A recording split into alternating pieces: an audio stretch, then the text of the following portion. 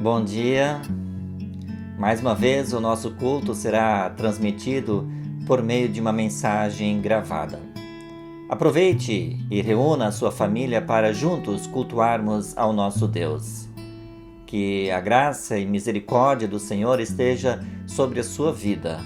Que o Espírito Santo abra os nossos olhos, os nossos ouvidos, os nossos corações para entendermos a sua palavra. Hoje teremos a participação de alguns integrantes do grupo Sal da Terra para nos trazer uma música, juntamente com o Osmir, que é o nosso PPHmista. E eu convido para ouvirem esta música.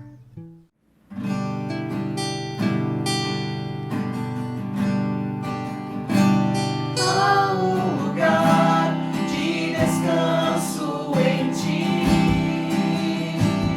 Há um lugar de refrigério em ti.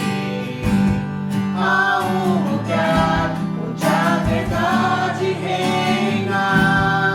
Esse lugar é no Senhor.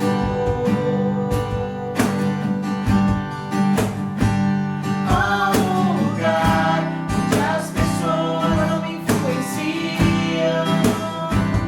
Há um lugar onde eu ouço teu Espírito. Há um lugar de vitória em meio à guerra. Esse lugar é no Senhor. Esse lugar é no Senhor.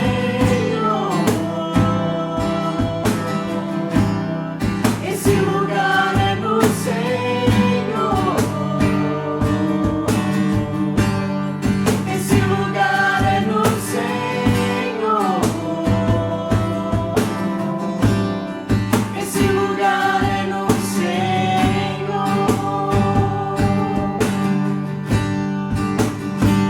Há um lugar onde a inconstância não me domina. Há um lugar onde minha fé é fortalecida. Há um lugar onde a paz é quem governa. Esse lugar é no Senhor.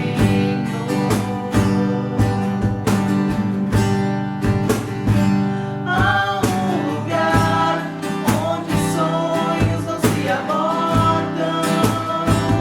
Há um lugar onde seus medos não te dominam.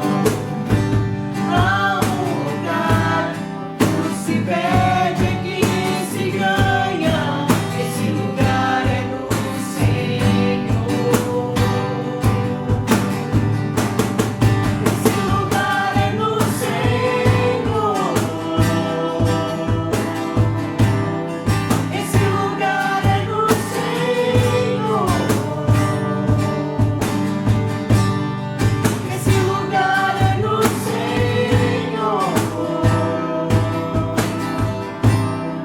Esse lugar é no Senhor. Esse lugar é no Senhor. Esse lugar é no Senhor. Esse lugar é no Senhor. Esse lugar é no Senhor.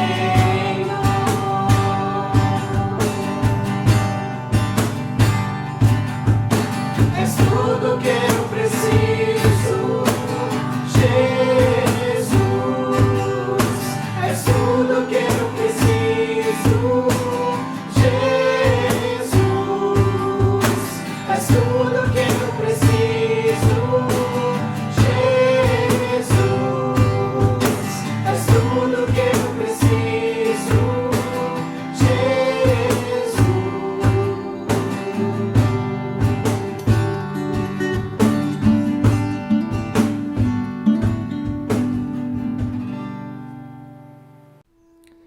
Você já alguma vez ouviu ou falou a frase "vai dar tudo certo"? Ouvimos essa frase todos os dias. Tem inclusive uma música de Valdeci Aguiar, que foi regravada por Zezé de Camargo e Luciano, e parte dessa música diz assim: sei que a vida não é só de momentos bons. Há tempos difíceis. A vida é mesmo assim. Mas se a gente colocar a nossa fé em ação, tudo vai dar certo. Será que tudo vai dar certo mesmo? Mesmo diante de uma doença grave ou da morte de um ente querido? Nesta semana tivemos a terrível notícia da morte de um menino de 1 ano e 8 meses. Deu tudo certo? Aos nossos olhos, absolutamente não. Pelo contrário, deu tudo errado. Eu convido para abrirem as suas Bíblias no Evangelho de Mateus, capítulo 16, versículos 21 a 28. Jesus disse aos seus discípulos que era necessário que ele sofresse muitas coisas e que fosse morto. Diante dessa afirmação, Pedro começou a repreender Jesus, dizendo: que Deus não permita isso, Senhor. Isso de modo nenhum irá lhe acontecer.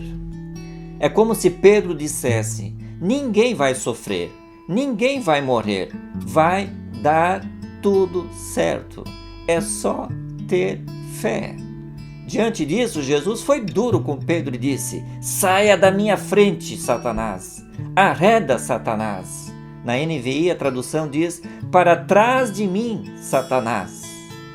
Jesus está dizendo a Pedro que deveria voltar à sua posição original, ou seja, para o qual ele foi chamado, isto é, andar atrás de Jesus, seguir os seus passos, ser o seu discípulo.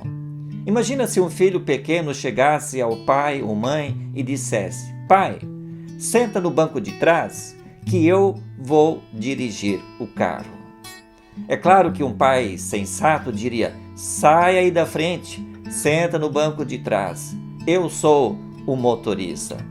É isso que Jesus estava dizendo a Pedro.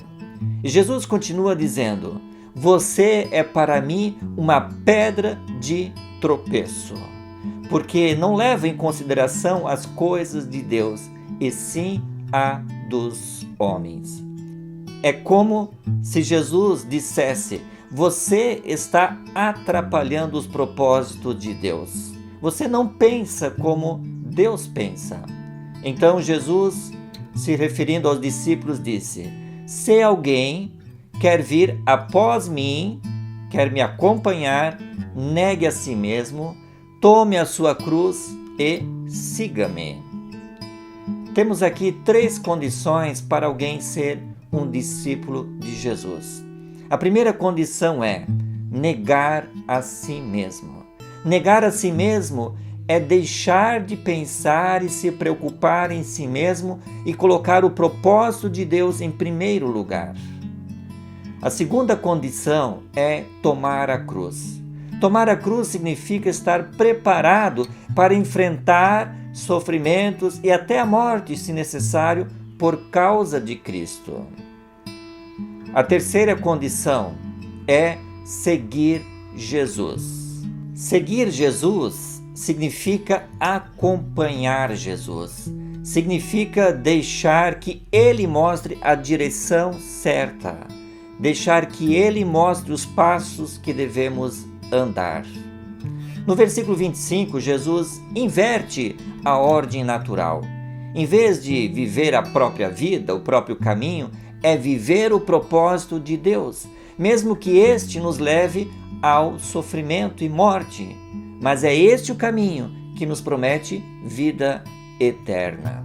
O versículo diz: pois quem quiser salvar a sua vida, a perderá.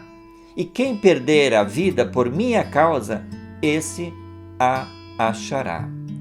Ninguém pode salvar a si mesmo com as suas próprias forças, nem sendo bonzinho ou extremamente religioso. O único que pode salvar é Jesus.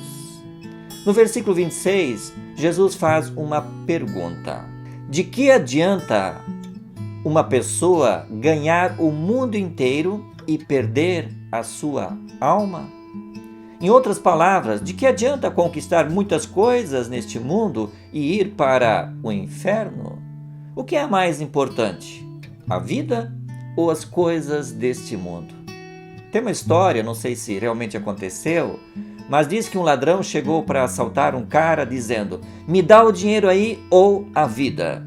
E o cara respondeu: "A vida, porque do dinheiro eu preciso." Pode parecer uma piada, mas tem muita gente que vive assim.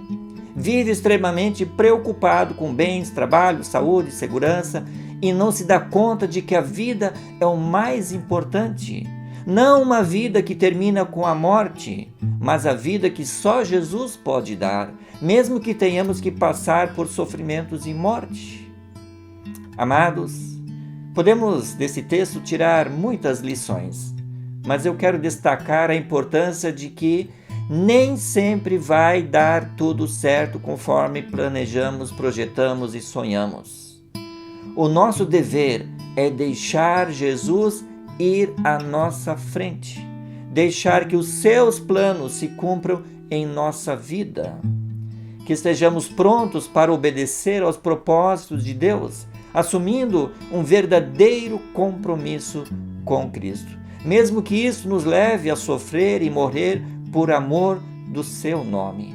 Afinal de contas, a vida em Cristo e com Cristo vale muito mais do que ganhar o mundo inteiro.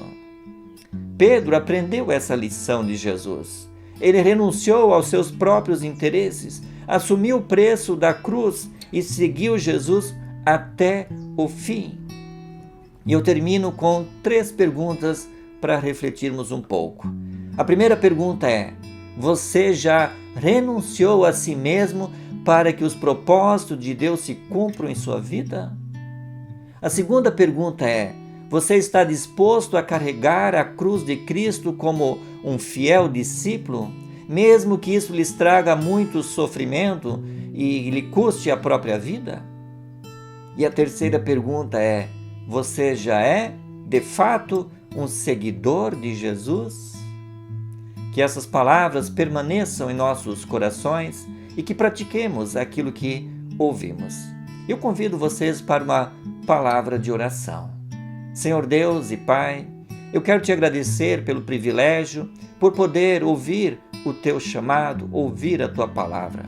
Perdoa-me por todas as vezes que eu tenho sido egoísta, pensando apenas em meus próprios interesses e por não ter obedecido aos teus propósitos. Ajuda-me a renunciar aos meus desejos egoístas. Ajuda-me a tomar a tua cruz, mesmo que eu tenha que sofrer e morrer por amor a ti. E ajuda-me a seguir-te fielmente até o fim.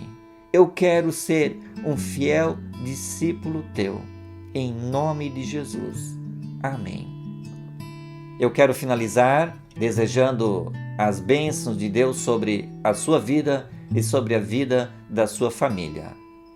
Que o Senhor os abençoe e os guarde. O Senhor faça resplandecer o seu rosto sobre vocês e tenha misericórdia de vocês. O Senhor sobre vocês levante o seu rosto e lhe dê a paz. Amém? Que todos tenham um abençoado domingo, uma abençoada semana.